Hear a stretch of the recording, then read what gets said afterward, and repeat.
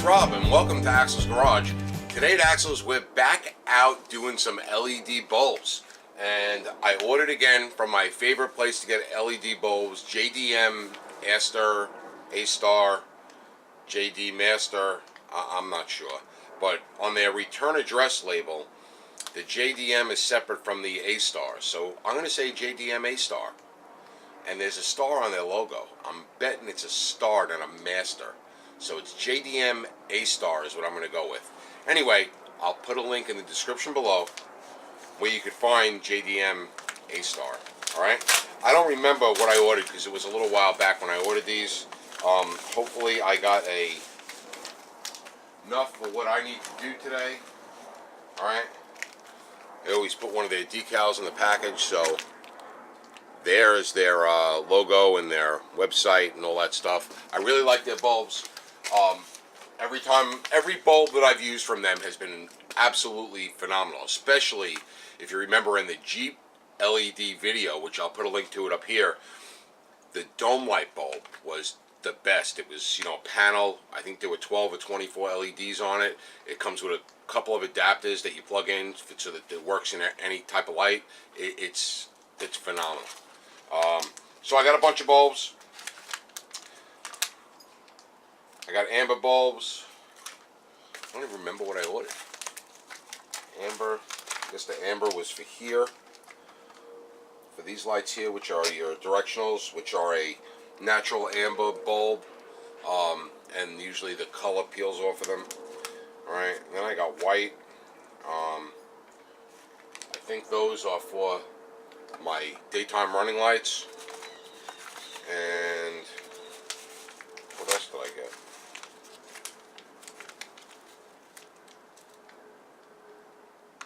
I got another white. I think they were for my backup lights. I don't even remember now. That's all I got was 6 bulbs. I had more than 6 bulbs. So we're going to bang these 6 bulbs in and see what they're like. Alright, on these GM vehicles, they finally did something that makes sense, and they made it real easy to get your light assemblies out. These 2 metal rods, pop them out, lay them on the side, and your light assemblies come out. They take a little wiggling, but they do come out pretty easily. Alright, so here's my headlight assembly, which I don't need to do anything with, so I'm going to try to flop it out of the way. And now you got this assembly right here, which is hooked in on one side with a clippy dicky. And if I could get this to stay up out of the way, right here, little plastic pressure clip, and it pops right out.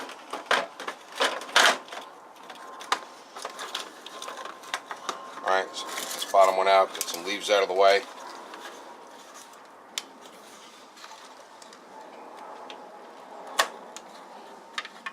Got a little locking mechanism with a quarter-turn bulb.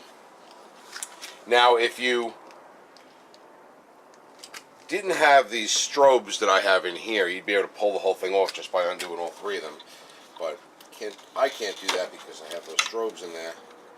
So I'm just going to take them all out like that. So here's my 3 bulbs. Alright, this one is going to be my single filament, and they are rusted in there pretty good. Alright, this is my single filament. Actually, this is a dual filament bulb that's in here. There's a 3157 in here. It only needs to be a 3156, I think. Oh no, this is a 4114. Yeah, 4114 on that one. This is a directional, so this one's going to be a 3157, and it's supposed to be an amber. You could see if this wasn't an amber bulb, the amber is completely gone. Alright.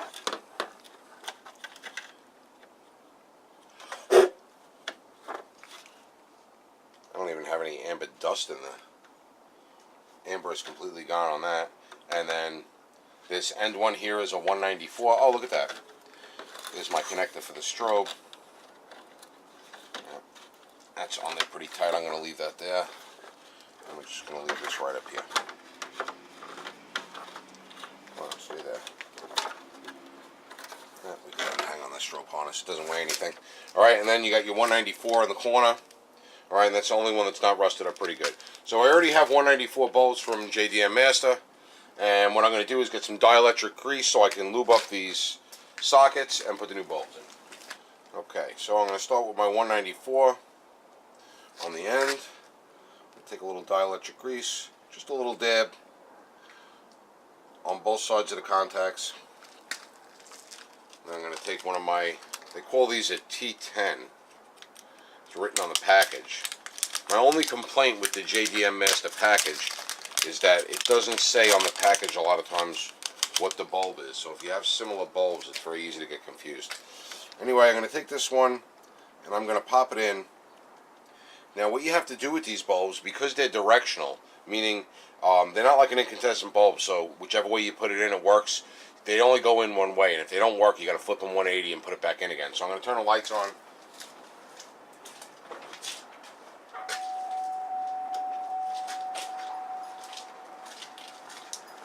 See, and that bulb did not come on, so I got it 180 off. So if I flip it over 180, boom, there it is. Right, so now my next one is going to be the directional. That's going to be the amber one. Now the amber one's easy to figure out which one it is because it's got a little yellow sticker on it to show you it's the amber one. So same thing. I'm going to go into this housing here and I am going to put a little dielectric grease on the contacts because things do get corroded over the years. Alright, so now this one should burn. Yep. Okay. Pop it in all the way. Alright, that should be on, and when I put the directional on, that should blink.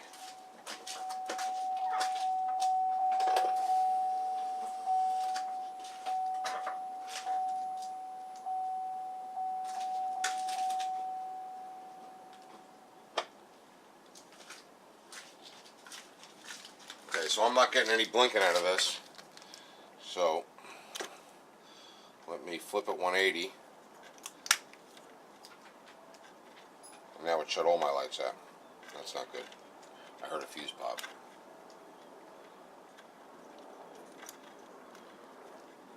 Definitely heard a fuse pop. Alright. Could be my flasher will not take it. So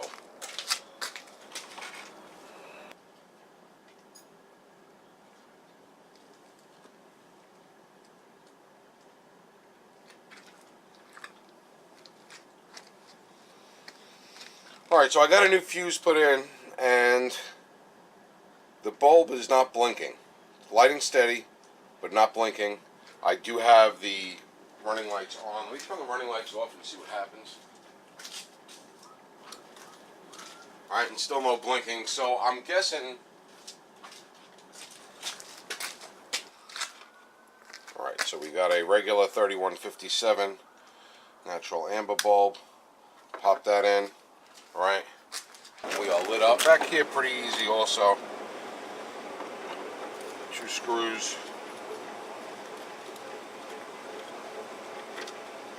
Right here on the inside.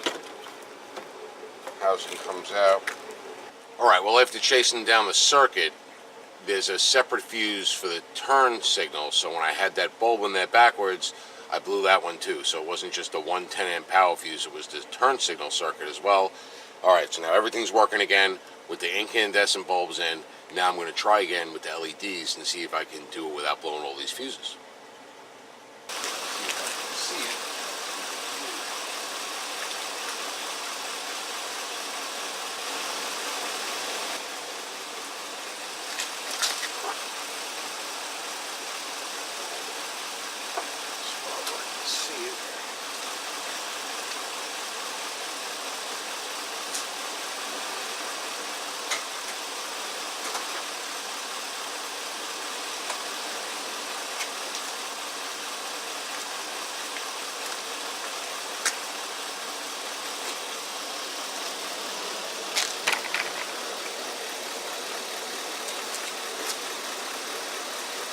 Okay, so the 194 is working and it's flashing. The daytime running light is working when you drop it in gear and that's coming on. And for some reason, no matter how I put the bulb in for the amber one, it's blowing the fuse. If I put it in 180 off, it blows both fuses. If I put it in so that it lights up, it blows the other fuse. I can figure that out. That's the LED light mystery. It's, you know, same problem we had with the Jeep. So it looks like it's going to stay like this. I'll put this side back together, do that side. Hopefully it all works without blowing any more fuses because it's starting to run out. Alright, so we're out in the dark now, and here are the LED daytime running lights. Best way to look at them really is in the dark, even though they're only on during the day, but you can get a better idea of how bright they actually are.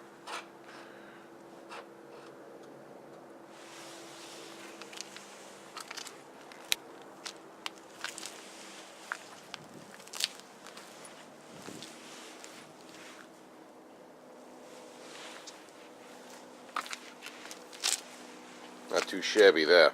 I like them. A little tough to get it. I get some spots in the video screen. And the same thing with our LED reverse lights. They're pretty bright too. They're almost like headlights in the back. Get them back on again. There we go.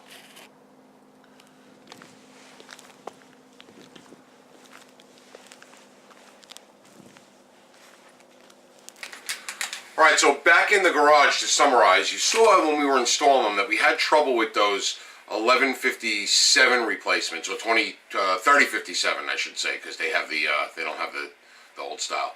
The 3157 replacements, and you saw it kept blowing the fuse, blowing the flasher circuit. It was a disaster.